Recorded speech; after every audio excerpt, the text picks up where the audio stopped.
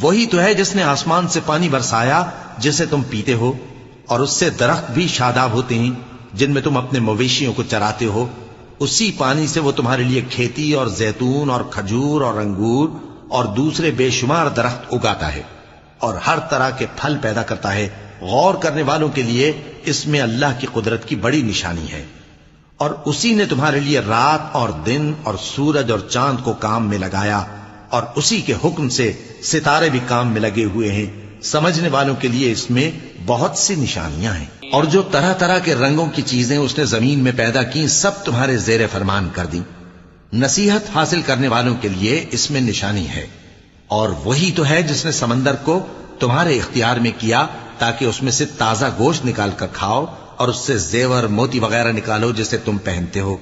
اور تم دیکھتے ہو کہ کشتیاں سمندر میں پانی کو پھاڑتی چلی جاتی ہیں، اور اس لیے بھی سمندر کو تمہارے اختیار میں کیا کہ تم اللہ کا فضل معاش حاصل کرو اور تاکہ اس کا شکر کرو۔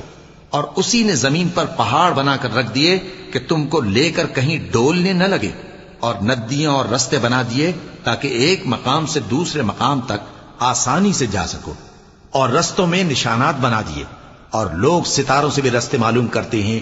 تو جو اتنی مخلوقات پیدا کرے، کیا وہ اس مخلوق جیسا ہو سکتا ہے جو کچھ بھی پیدا نہ کر سکے؟ تو پھر تم غور کیوں نہیں کرتے؟ اور اگر تم اللہ کی نعمتوں کو شمار کرنا چاہو تو گن نہ سکو۔ بے شک اللہ بخشنے والا ہے، مہربان ہے۔